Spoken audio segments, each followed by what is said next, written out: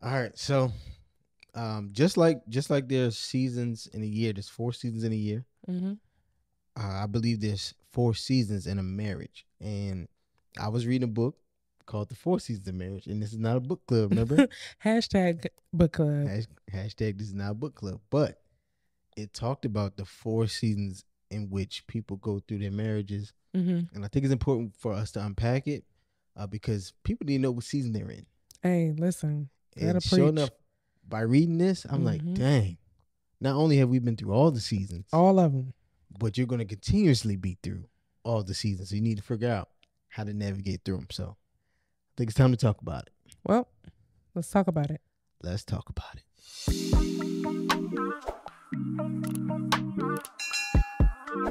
So, I love that. And I know we keep saying hashtag this is not a book club, but I think to what you said, in every relationship goes through what we typically would call ups and downs. But I think in understanding seasons, even from what we just said, like this isn't a book club, but obviously this season of our marriage, this season of our relationship is in intentional study. Yeah.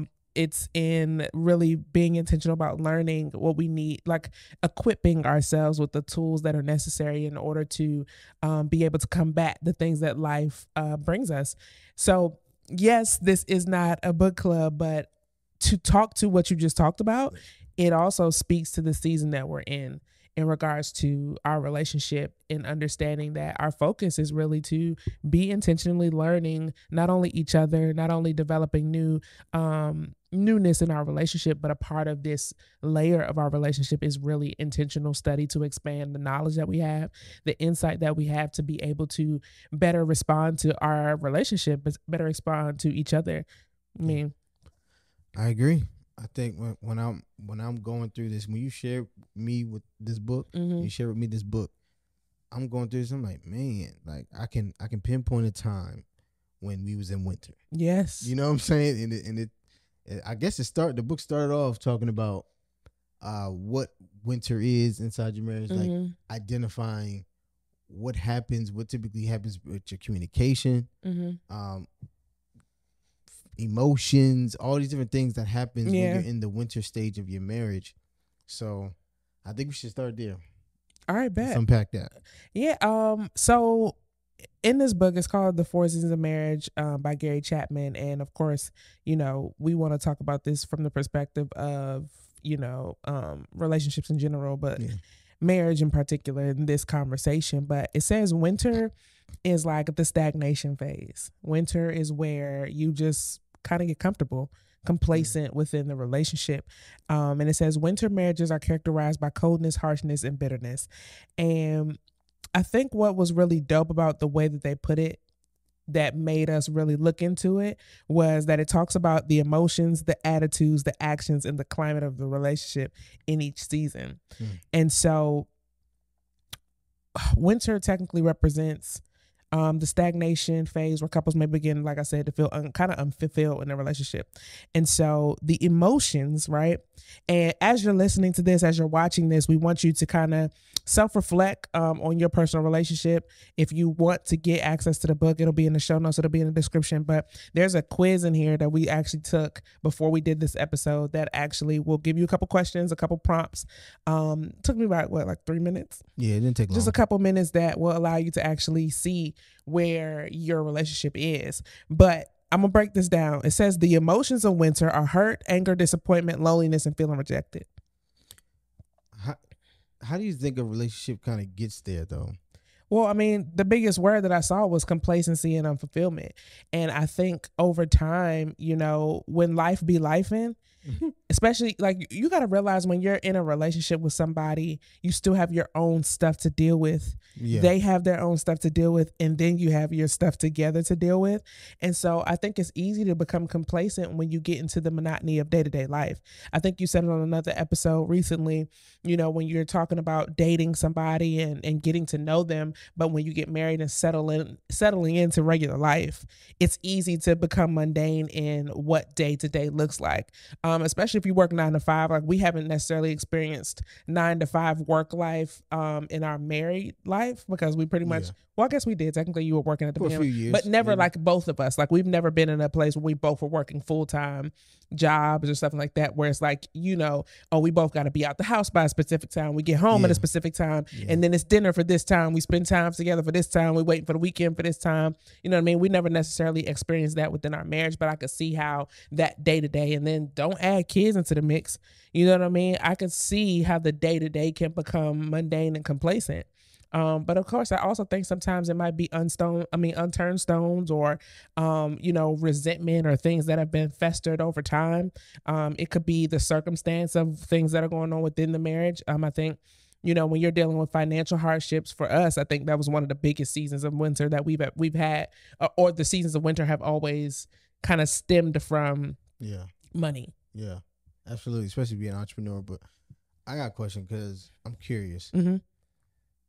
How do you think women respond to being in the winter phase? Like, do they have a built up resentment? How do they respond with resentment? Like, is it internal? Do they project it onto their husband or spouse? I think it can be. Women, we can all. I think one thing about being a woman is that yourself, and how we are, but it's also like we don't want to be this way, so we act like we're not. And what I mean by that is, like, I know I got a sharp tongue, I know I can hit it heavy, you know what I'm saying? And because I know that, sometimes you experience it during that time of the month or whatever, where it's like, you asked me the other day, you were like, are you okay? And I was like, I'm fine. And it's like, but it's like, why are you? So I think sometimes it's like, it might not necessarily be what's being said. It might be the how of how it's said. But it talks about, like, during winter, it's like you may have grown comfortable, you may have lost your spark, and you end up in this phase where you feel like you've been taken for granted. And I think that's, women respond to being taken for granted very differently than men. I think for y'all, what is it? Is it like do they try to punish? Well, here's the thing. Let's finish this. Okay. It says, so the emotions are hurt, anger, disappointment, loneliness, and feeling rejected. That's a big thing. Rejection for women is just another type of vibe. The attitudes, though: negativity, discouragement, frustration, and hopelessness. The actions are destructive, speaking harshly or not speaking at all, or acting violently. The climate is detached, cold, harsh, and bitter. In the winter season of a marriage, couples are unwilling to negotiate their differences. Conversations turn to arguments, or spouses withdraw in silence. There's no sense of togetherness, and the marriage becomes like two people living in separate places. So I think, to answer the question that you had, is like, it's not necessarily how is it for women, how is it for men. It's like this season puts a rift. It makes there's no sense of togetherness. Yeah, I mean, I'm asking that because I'm thinking from a guy's perspective. Mm-hmm. I think in the winter stage of your marriage, I think men, they internalize things so much more, and I think that will throw off communication, because he's dealing with internal battles, but he's not expressing them. And not only does he not know how to express them, if he does begin to express something, it does begin to be like kind of argumentative and aggressive. Here you go again. What? Saying that women are argumentative. No, I'm talking about like a man. Like if like say we're in the winter stage, and I'm feeling this pressure, and I'm internalizing every feeling that I have, and you say something to me, I'm immediately snapping. It's not even, you could be asking me what I want for dinner. You know what I'm saying? And there could be some built up aggression. That's kind of how we display what we're going through internally. It's not like we'll say like, hey, I'm not right now. Mentally, I'm off and stuff like that's not something we're going to go out and say. But I think you can feel it through our aggression sometimes, through our displacement, like you said, and also our being withdrawn, being a bit distant. I think that can happen. Well, I think if you go back to, like, just, I feel like each episode of this season kind of it kind of goes into another one. And it's like when a man withdraws from the relationship, but a woman needs emotional connection, this is where you get into the complacency and the spark being lost, which if you think about winter is cold.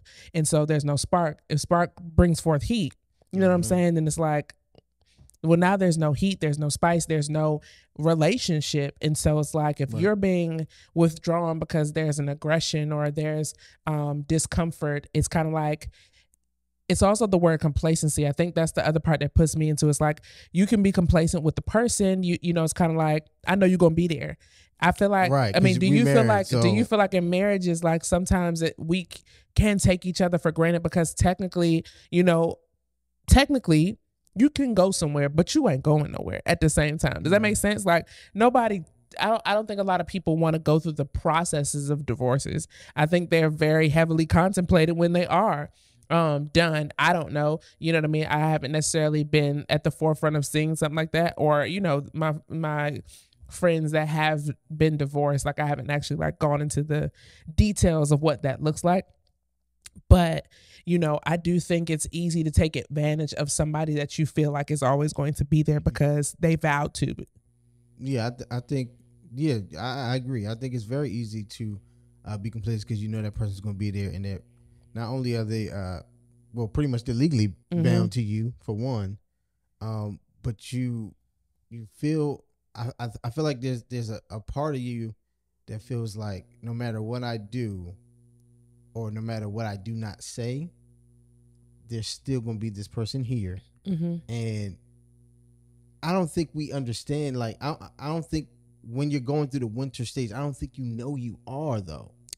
Well, I mean, honestly, we didn't understand. We didn't know any of this until this is why I said I feel like the season of our marriage is also inclusive of intentional learning. You know what I mean? Because it's easy. It would be easier now if we were about to experience a winter for us to acknowledge it and know what needs to be done here. You know what I'm saying? Like, oh, I know that this is the circumstance. Let's not fall into a season where we're no longer communicating because the outside of, you know, the circumstances of our marriage and of our life is this, but it doesn't have to take root within the space. Do you think one person be going through winter and the other one can't? I think, well, this is what I said before. It's like you have your own life, so your life could be in winter, but what season is your marriage? Does that make sense? Like your relationship, like this, it's like when you're in any kind of relationship, it's 3 different things going on at all times. It's your life, the other person's life, and y'all combined life. You know what I mean? Because at the end of the day, we all live on the same planet, but we have our own worlds. And then when you get with somebody, you marry somebody, you're creating another world. Then you have kids, and now you make a world. Like you literally create your own world, then you literally birth a world, and now you have to curate their world so that they can go and partner with somebody and build something. You know what I'm saying? Like everybody lives in their own la la land. Yeah, I think anytime there's an abrupt life change, you're probably going to be entering into some sort of a winter space, just because things are so different, and people in general don't like change. That's for sure. You know what I'm saying? Like having a child, I think we kind of, when you have that child immediately, man, I think it's not like a winter per se, but it is a winter in a sense. It's so you have to look at everything. Every season has a moment of transition, though. From summer to fall, or from fall to winter, from winter to spring, and etc. Everything has a trend. It's like before you get there, you on your way there. You know what I'm saying? Like It's like fall is coming because temperatures start to cool down, leaves start to fall off the tree. But you in winter because ain't no leaves in sight. They're not falling anymore. They're off. It's not spring. It's spring because temperatures start to rise, right? It's spring because there's new things that are birthing. And so it's like when you look at, like, I feel like whatever God decided to do with life, like everything is symbolic, and it kind of matches and has a message to something else. Yeah. Right? Like winter being so cold, winter being so bare, winter being a place where people stay inside. They don't want to do the things that they're normally doing. Yeah. You know what I'm saying? Like, when summer comes, everybody's like, we outside. In the winter, it's cuddle season. You know, it's cuffing season. Everybody want to cuddle. They want to be in a fireplace. You want to be, you know what I'm saying? It's all of those different things because you're not doing the things that you used to do. Yeah. Now you're in a place of hibernation. So when you think of things like stagnation, it comes from it comes from not intentionally bringing the spark. It's living in a place of barrenness. You know what I mean? It's like getting in your car and not starting it. You just drive off. Gotcha. Over time, that'll strip your engine. You said something there. I'm cracking up, but this ain't gonna be no post because this what people be looking at your stuff like, what did she just say? All right, she don't know what you like. What is she talking about? Gotta hear the context. But yeah, it's like when you look at the climate and it says things like detached, harsh, cold, bitter. harsh. You know what I mean? This is when you're unwilling to negotiate the differences, and everything turns into arguments. And so, what do you think causes detachment? What do you think causes, like, you know, I guess just complacency? Well, I think in this stage, I don't think intimacy is the number one priority.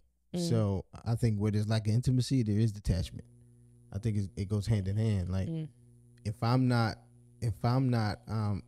feeling like I'm close to you, and for men, now I'm just speaking from a man's perspective. If I don't feel close to you sexually, I'm not going to feel like I need to be drawn to you. Like, basically, obviously they're not meeting each other's emotional need. And obviously I'm not going to be meeting your need in intimacy. So if that need isn't being met for you, how is my need going to be met? Right. And if my need isn't going to be met, I'm going to naturally withdraw myself. I'm going to naturally distance myself because I don't feel like I'm close to you. And that's how men feel close. It's through sexual contact. So you know what I'm saying? So for y'all, it's through intimate conversation, so many other things. Right. And if you both feel that kind of way, feel that tension, how do you come together? That's really where the detachment comes from, I think. Yeah. So everybody, basically, nobody's getting their needs met at that point. No one's getting their needs met at that point. And and because you don't know what stage you're in, no one's also working on getting. I think because the withdrawalness always starts with communication, like not talking, because it's easier not to talk because you feel like every conversation will start and end in a fight. Yeah. And I think it's due to not understanding where we are, what it is that we want to accomplish. And I think it's easier to be combative, not as a woman, just as men and women, but I think it's easier to be combative than to choose to communicate, to decipher through differences. Yeah. That's work. It is. No, 100% is work. And I think, honestly, being with you for 10 years at this point, it'll be 10 years in March. I can't wait to celebrate that. That's crazy. That's freaking insane. It's going to be 10 whole years. 10 whole years, a whole decade. But going through this decade with you, it's like realizing when people say marriage be hard, shout out to Kev on stage for that one. But it's like hard. Is that the word, or is it work? You know what I'm saying? Because like anything that you work at, it is hard. It's the hardest of work. It's I just think because you come to a marriage, you come together selfish. You know what I'm saying? Like you come as an individual. You come as, I'm only cared about myself for my entire life. And then the second that you make those vows, y'all become one. Nah, facts. So that means anything you do affects the other person. And I was telling my friend, like, because he got engaged, I said, bro, marriage is the most selfless thing you could ever do. No, that's facts. It's the most selfless thing you could ever do for both sides, for you and for her. And understand that y'all are becoming one, so y'all are making decisions. Right. You know what I'm saying? And don't allow anybody to come between those decisions. But if you understand that, if I've been me my entire life, I only had to care about me, and now I have to always consider somebody else. Yeah. How hard is that adjustment? You know what I'm saying? I think it was also interesting that they started with winter. Yeah, they started so well because I think that's the think about it. People always want to start easily, and when you get into a relationship, especially now you cross the threshold of marriage, it's like you start in a place where everything has ease, and the disconnect always comes when you go through hardship. It's like like I told Malcolm I want to call this episode "Can You Stand the Rain?" Why? Because I think that song was like the most prophetic relationship song of ever. Think about it. Sunny day, like on a perfect day, I know that I can count on you. When that's not possible, can't tell me, can you weather the storm? Yeah. You know what I'm saying? Like, I know you can be here when all is well. Yeah. But when that ain't possible, tell me, can you weather the storm? You know what I'm saying? Mm-hmm. It can come in so many different ways. I mean, somebody can be sick. You know, one of you all, it can come. Winter can come in so many different ways inside your marriage. That you're right. Can you stand those tests of time? Those vows, everybody loves them, are much bigger than real love, providing, protecting. You know what I'm saying? Yes, but you don't really know what you signed up for until you in it. Until you go through something. Yeah. Till you go through something. Like, it's easy to say to have and to hold. What is it?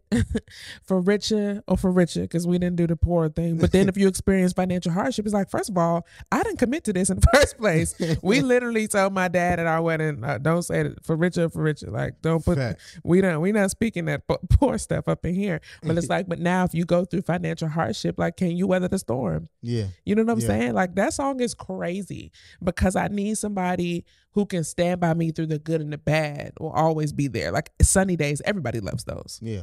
Everybody wants it when it's good. Your job, your business, your parenting. Everybody loves when their kids is cute, but when they giving you a hard time, you be ready to slap them up a wall. Like, but can you stand like this season? Can you stand this season? You know, I don't know if it was on social media or something like that, but I was reading that this girl said, I want y'all to listen to me when I say picking a spouse, picking a husband has nothing to do with how much he makes, what he does, the value he brings. It's all about who's going to be willing to get up in the middle of the night and assist your child when I'm sleeping or the other person sleep. Basically what they're saying is, who's going to be willing to sacrifice something in order to make your life better. That's the man you want to marry. That's the woman you want to marry. Mm-hmm. The person that's going to make the deciding choice every single day that we're together. We're in this together. Mm-hmm. We're a team together. And no matter what that is, no matter what it looks like, I'm willing to sacrifice something for the team. Yeah. You know what I'm saying? So I was like, man, she right. Well, let me ask you this. When you decided to marry me, ooh. Why ooh? No, ooh, it's not. When you decided to marry me, like, what were some of those things that you looked at? Because that's a very profound thing. I mean, I looked at character. I looked at values. I looked at authenticity, and the things I looked at when it came to getting married and knowing you were the right person.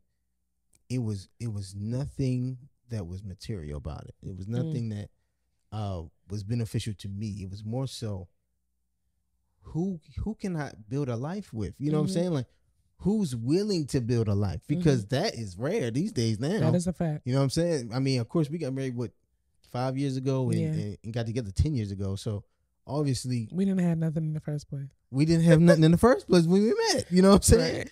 Right. We literally went through life and stages of life and continue to go through stages of life together. But what I more so was really just thinking about who can be the mother of my children. Who would I trust to raise people on this earth from me? You know what I'm saying? Like, and I mean, at the end of the day, I couldn't see anything else. You know what I'm saying? I just think sometimes we get in the way of what's really important. Yeah. What's really important? Does she value family? Does she value all these different things? And not just based on her looks. You know what I'm saying? Not just based on what she can do for you.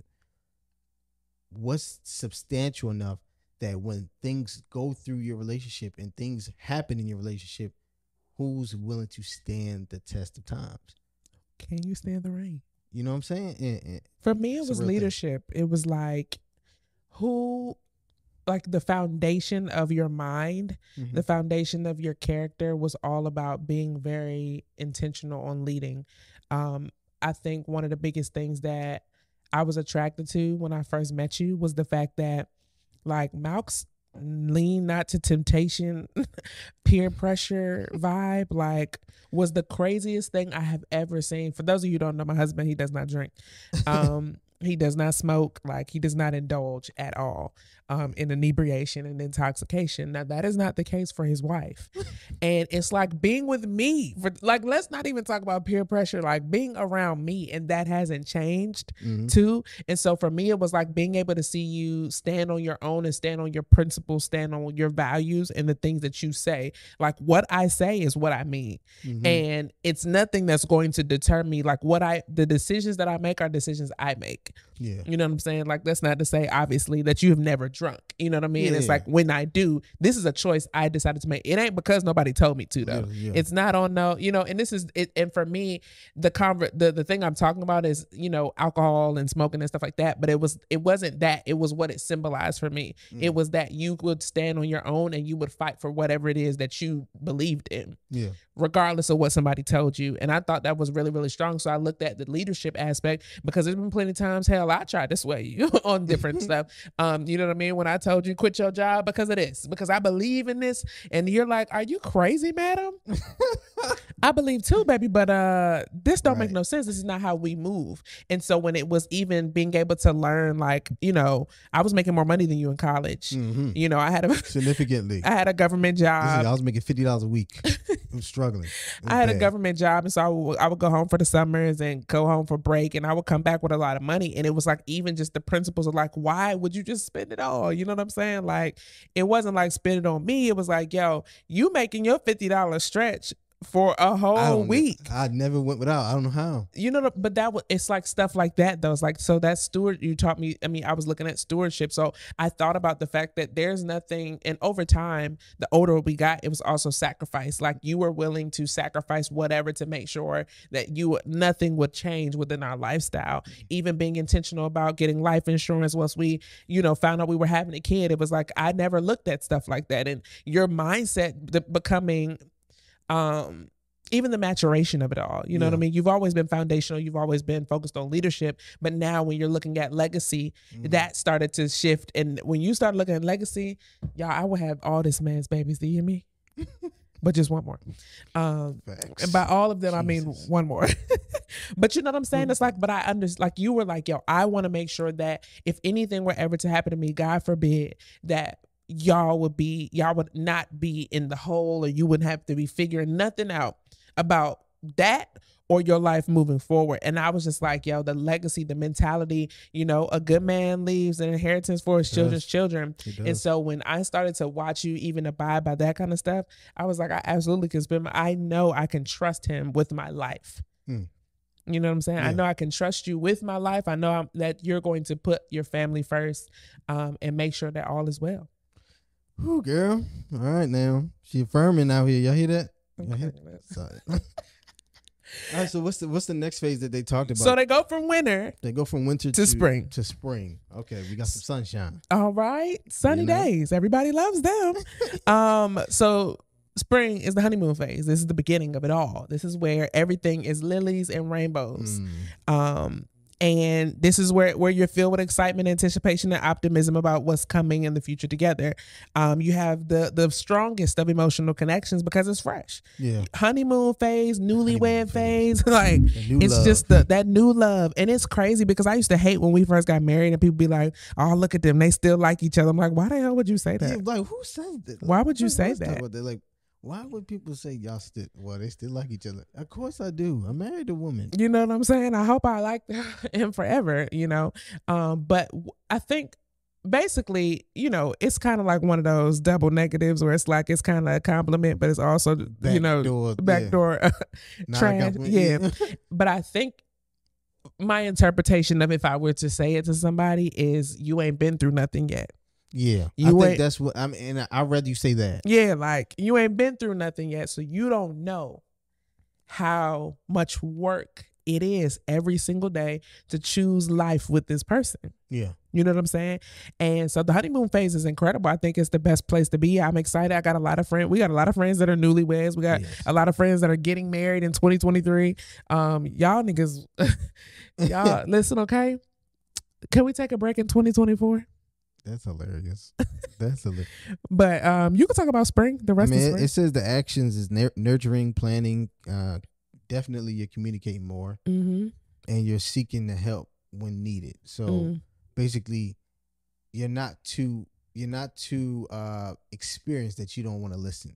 Because you remember when we first got married, like, yes, like, cooking, and we asking people that's been 20 years married, like, how'd you make it 20 years? You know what I'm saying? I still ask them questions. We still ask that to this day, but I'm saying, like, in that stage, I feel like you're so much more privy to learning about how to stay married than if you 20 years down the line, you think you know it all, you think you've been through it all. Yeah, facts. And maybe you have, but there's somebody that's always done it much bigger. You know what I'm saying? I thought what was interesting about this is, like, it talks about this is also, though, where you realize you don't know everything about this person because you're in a whole new state of being. Yeah. It's different when you can be like, I'm leaving. You know what I'm saying? This is forever. Yeah.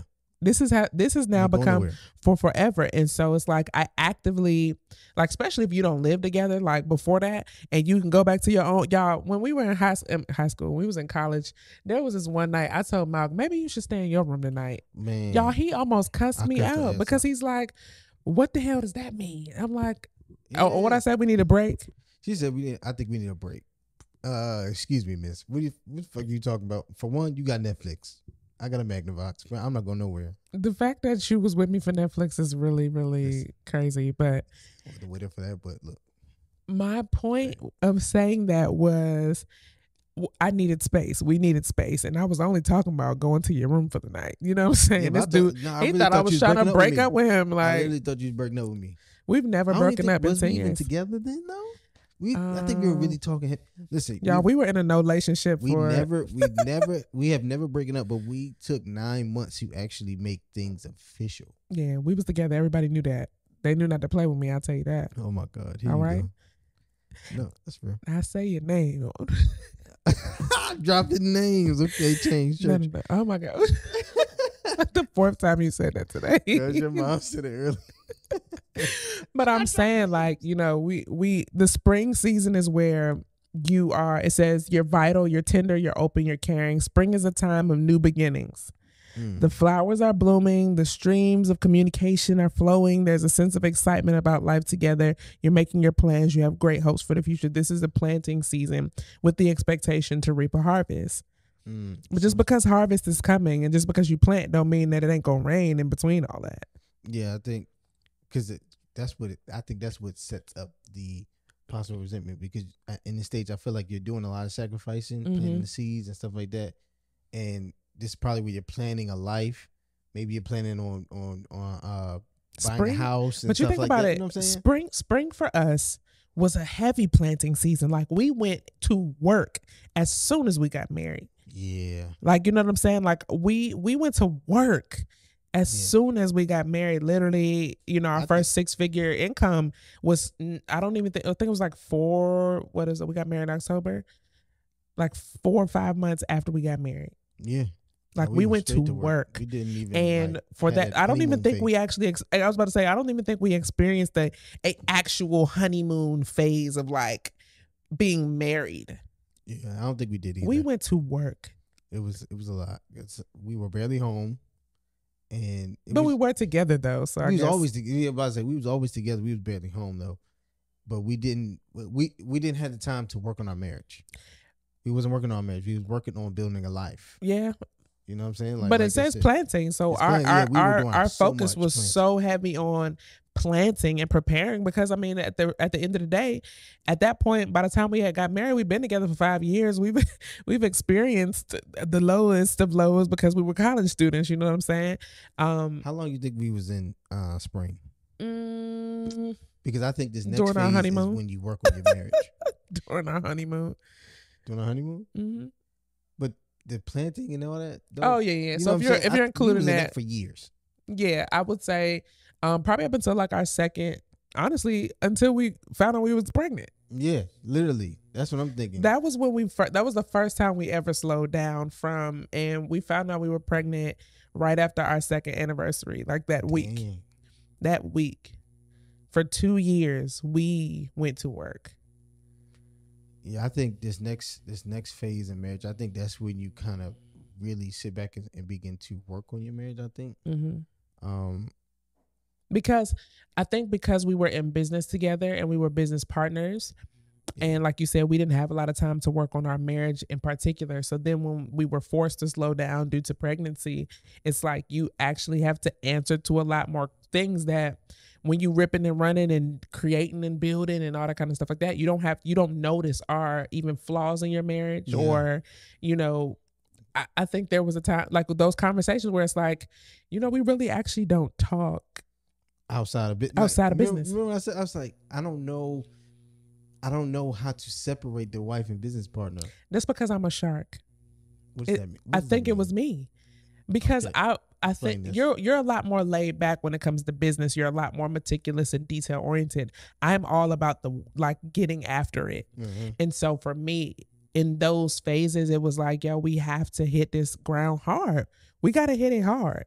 You're like, why can't we do a calculated kind of situation of like, you know, distributed effort or something like that. You know what I mean? Like, why can't I have a wife? And you know me, if we arguing about business and we arguing about money and all that kind of stuff like that in business, what we going to do, how we going to do, you're not going to eat dinner that night. I told y'all, man, we get into an argument and she would starve me, bro. I wasn't doing it on purpose. Like, what? If we had an argument, but that's what did I exactly say to you though? I felt like it was like, what do I have to do to get my wife back? But here's the thing, because I could have internalized that. I could have not said that. And I think men struggle with that too. And being completely open and honest for me, I'm a kind of say what I feel anyway kind of guy anyway. Unfortunately. But I think we do have to get better at expressing. If you feel it, say it. Because what it really was a cry for help. It was really like a cry for like, I need intimacy outside of we going to a business event and we, you know what I'm saying, and we are happy, but we're not working on our relationship. Which is rare for a man to say. It is. I don't know, but I know in previous relationships or even being with you, like that's something that came very, very later in our relationship for you to be willing to say that. At this point, you're talking about we in year 6. Yeah. You know what I mean? Which isn't bad. I'm glad that we got there to the point where you were willing to do that, because obviously, like you said, you could have internalized it and we could have went straight into winter. But it's like, I think one of the things, and this is off topic, but I talk to divorced people. Why? I want to know where's the rift at. Like, it's easy to talk to married people who talk about working through marriage, but I want to know what would you have done differently to make your marriage work. I got you. You know what I mean? And I remember one of the first conversations we had with a lady when we first got into business together was, you know, and it was one of them nights where somebody made that comment, they still like each other. And I'm like, yo, what does that mean? What does that mean? Like, what does that mean? And this lady in particular, she says, my husband and I built in this same industry, or her ex-husband at the time, now. And she said, we built in this industry. We went heavy, we went hard, and we were great business partners. And we lost our marriage in the business. Ooh. And, you know, when she said that, I go into high alert mode for stuff like that, because now I do have to be a lot more attentive, because then I went into the mode of mentally, I would never want to do all this to get to these places and hate you when we got there. Yeah. You know what I mean? Why do all this stuff to become multi-millionaires and live the life that you desire and do the things that you want? All this, like, this is what we did it for, only to get there and not even want to do it together, or we're not sustainable in that. And so this is why I do have conversations with individuals, because that taught me a lot. If you're telling me this was the demise of your relationship, but you were successful in your business, I can't do that. Did she tell you if it was people that kind of... No. It was them. It was literally focusing so much on the business that what you just said, that I lost. We got to do an episode on this. Yeah, I think... Focusing so much on business that I lost the relationship. So now I have a business partner, but I don't have a husband. No, it makes sense. I think that it was the power struggle. That too. Is that what they talk about in this? No, that's the spring, but the next one. Yeah. So summer. Okay. Let's talk about summer. The power struggle phase. The summer represents when couples are dealing with the realities of daily life and stresses that come with it. This is when they may start to argue and feel like they're not on the same page, and can be characterized by feelings of disappointment, frustration, and resentment. And they said the realities of this time is stresses may include financial difficulties, adjusting to new roles, responsibility, and dealing with extended family members. We're not even going to talk about that. We were just talking about this, and we can't say the things that we want to say because these said family members, listen, we love you all. But financial difficulties, and sometimes it's too much money. Talk about it. I think it can be having, like it's what I said, like when you start to create successes. So I think financial, sometimes most people only talk about the down seasons of your finances, but sometimes having too much makes you greedy. Yeah, you're right. And I think that was our issue, is that our only focus was like the more we made. It's like the hungrier your appetite gets for more and more and more and more. It's never enough. Yeah. And that's where, when we even talk about taking a break from our business and, just to vacation, it was like, that felt like a sin. Like, yo, literally, what's going to happen if we not going 24/7? And that wasn't healthy. Somebody actually said that to me today about how I cussed them out for going on a yacht. Oh, wow. Really? It's like, I just want to be on a yacht, but I want to do it without no repercussions, Brett. And I was like, why I cussed you out about that? But it's like, my mind, like I said, I'm a shark. My mind was so on the goal, work, get it done. And if you worked with me, you knew that was my mentality. Yeah. So for you, I know it was even worse, because these are people that don't live with me. They're my business partners, but you like my actual partner. You know what I mean? And so sometimes I think in finances, like we used to talk so much about money, and we were making so much money. Yeah. You know what I mean? But it's still a problem. Still fighting about money. Because now it's about what we gonna do with it, how we gonna do with it. I want to do this, you want to do that. Yeah. You know what I mean? I want to spend it, you want to save it. You know what I mean? So, and then it says financial difficulties, adjusting to new roles and responsibilities. Having a child changes everything. Yeah. Because now you're not just husband and wife, you're not just boyfriend and girlfriend, still trying to maintain that whole aspect of your relationship. Now you mom and dad, and this person didn't ask to be here, so you can't choose to not work with them. You can't not raise them. You know what I'm saying? You can't choose to not raise them. What? Because we took the quiz. I can't remember which one did we actually. It said we were in summer. It said we was in summer. Mm-hmm. And I think it's accurate, because you said that as you said it. Yeah. He said, I feel like we're in the summer, and I'm like, Right. She was like, I don't know. I'm like, no, I think we definitely in a. I'm trying to figure out where did I come to that realization. Well, here you go. It says, so the actions: communicating constructively, accepting differences, attending seminars, reading books, growing spiritually. And I'm thinking, like, this is why that is us right now. Like, that's us right now. Like, y'all are hearing in real time what kind of phase we're in our marriage. Mm-hmm. And it's because we spent so many years in the front end planting seeds and trying to build a life, that we didn't take the time to kind of build us individually. And that's another thing in itself, because we met so young. Yeah. That becoming an individual becomes that much harder, because you're doing life with somebody else at your youngest years. You know what I'm saying? Heavy. You know what I mean? We were doing life together. Heavy. Doing life heavy. And thankfully we were more mature than I think we were for our years. Yeah, for sure. That we didn't let that, kind of distract us from actually trying to move forward in life. Mm-hmm. But it still makes it hard to become your own person when you've been a couple. What is this? You know what I'm saying? Like, you've been a duo. We've been one since day one. The you know what I'm saying? Will become one, and that is 100% been us the whole time. Because even like when I got pregnant, if I couldn't travel, the business stuff, he's like, "Where's your wife?" Yeah, I'm like, "Where's your husband?" Am I enough? You know what I'm saying? Like, I think it wasn't until those moments that we realized our codependency, though. Yeah. Absolutely. Where it's like, I don't even want to be apart, of course, like, you my husband, I don't want to be apart, period. But it's like, damn, you really was like, yo, I can't I can't even do nothing, not only by myself, but in other people's eyes too. Yeah. So, I mean, that's.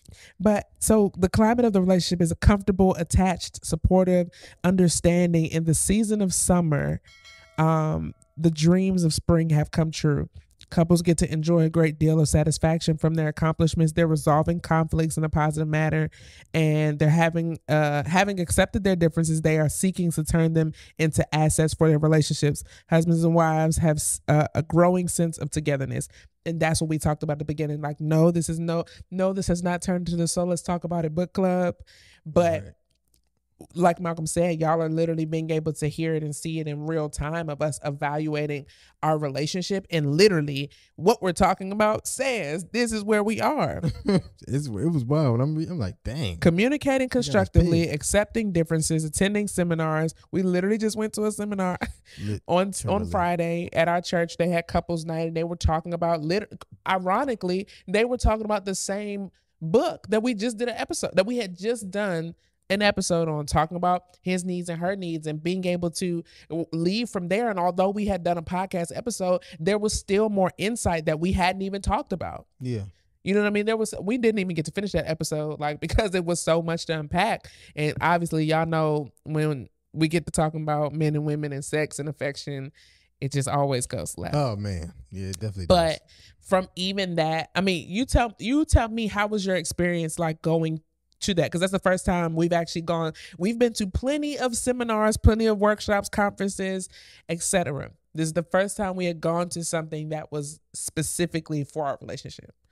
This is the first time I actually went to something at a church that wasn't church related, but it applied in my life. And believe it or not, I was excited to go. I didn't think I would be excited to go, but I was.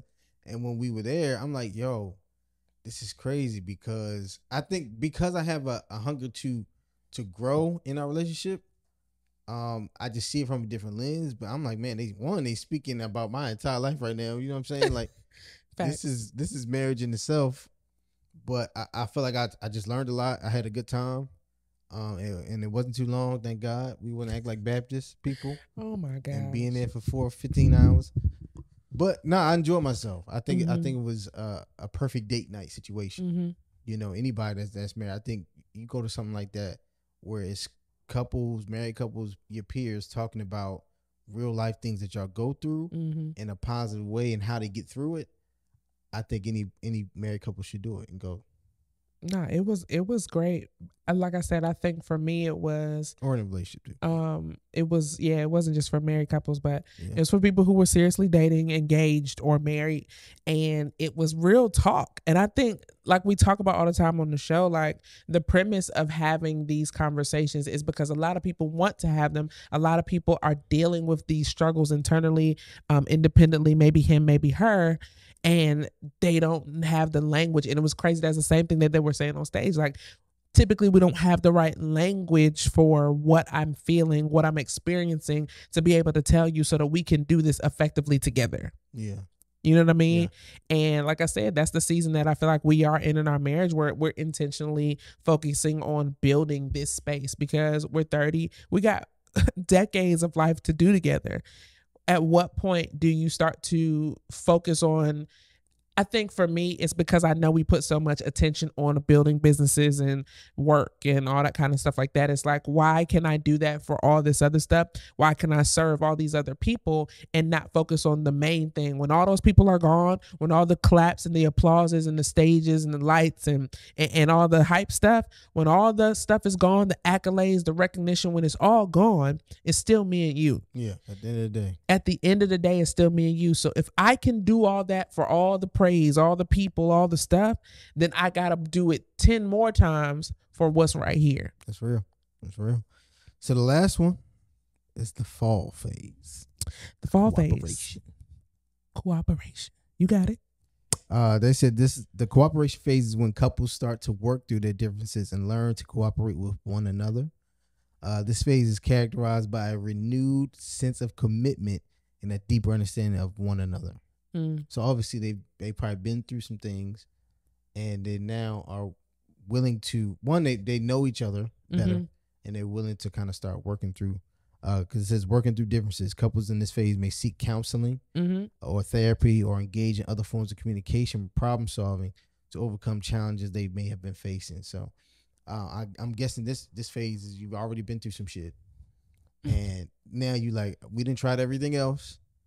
Let's get some damn help. You know what I'm saying? I think even beyond the help, like if help isn't needed, I think it's also we've been through things, and because of things we've been through, we also know how to deal with them. It's like, it's not my first time around the block. Yeah. You know what I mean? It's not the first time I've experienced this thing. And if you go from the summer phase where now you're being intentional about learning and communicating and all that kind of stuff like that, I feel like when you get to fall, it's interesting because it says some of these emotions are fear, sadness, apprehension, discouragement, feelings of being unappreciated. The attitudes are concern, uncertainty, and a lot of blaming. Sometimes the actions can be neglect and failure to face these issues. And this is where you start to drift apart.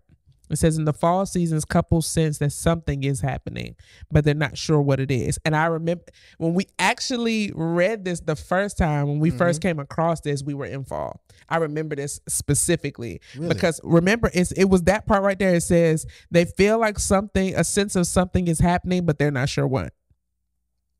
And we talked about this already. All 2022, it's like, what is going on here? Yeah, we was in that for sure. What is going on? I think it was 2021, into 2021, going into 2022. 2022 for sure, though. 2022, it was very heightened.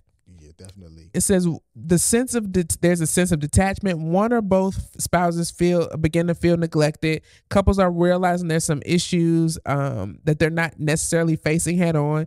It seems like they're disengaging emotionally, and the other tends to blame each other. And they've probably been in this season for a while. And for us, it was like, I think we caught it early enough. Yeah, I think we did. And honestly, I feel like it was because of this. Yeah. Because once we started, tools like this is needed. Once we started reading through it, it was like we were able to assess the situation and say, okay, well, now what we gonna do? Now that we know, what you gonna do? We have an option.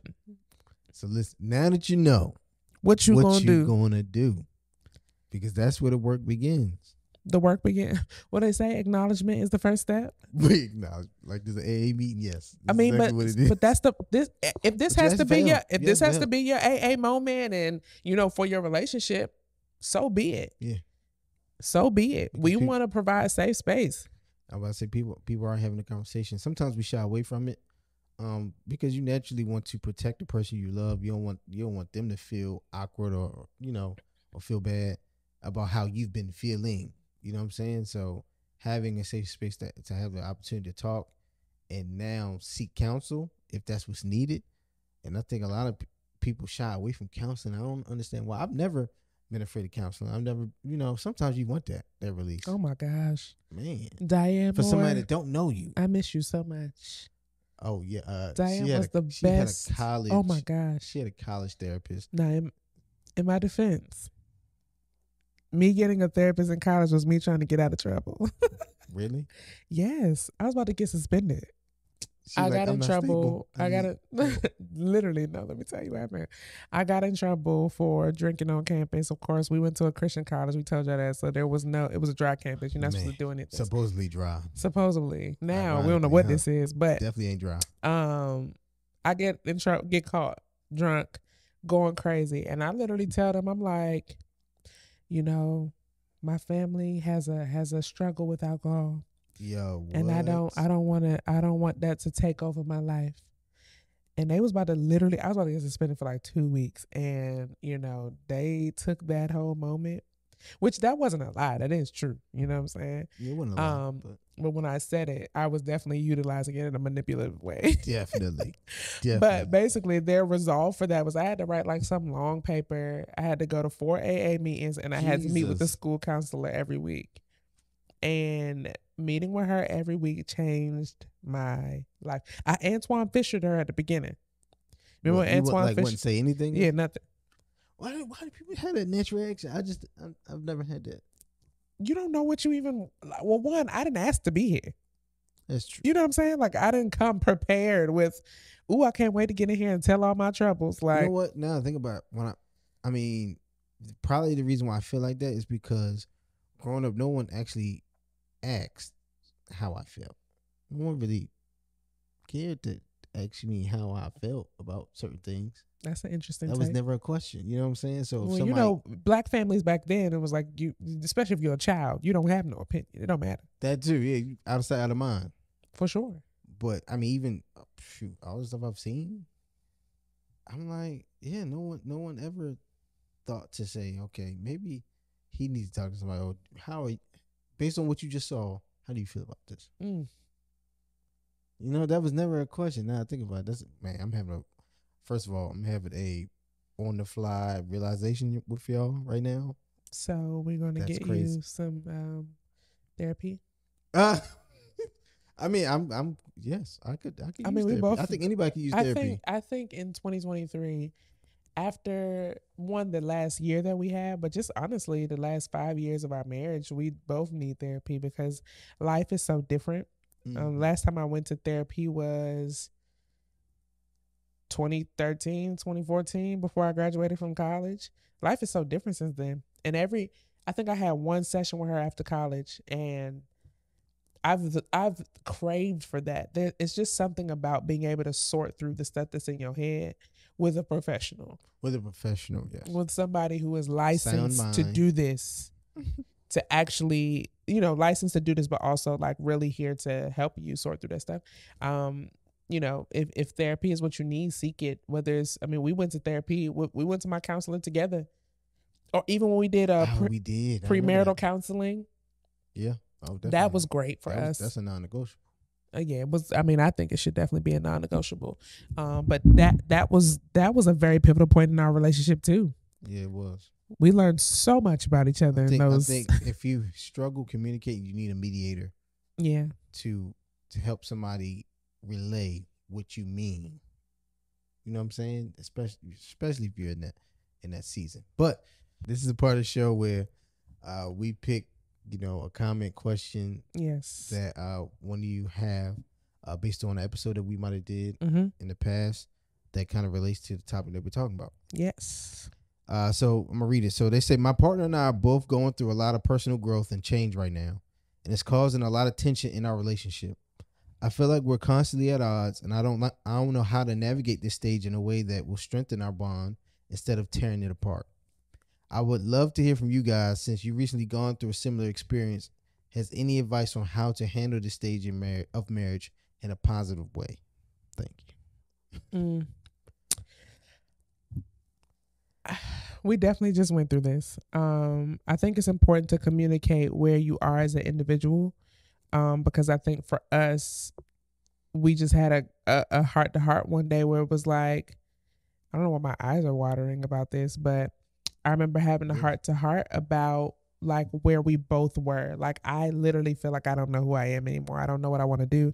I remember we were at our old house and we were in our bedroom, and it was like we were pacing back and forth, just like talking to each other, but opening up about how we had been feeling for so long, but we hadn't shared it with each other.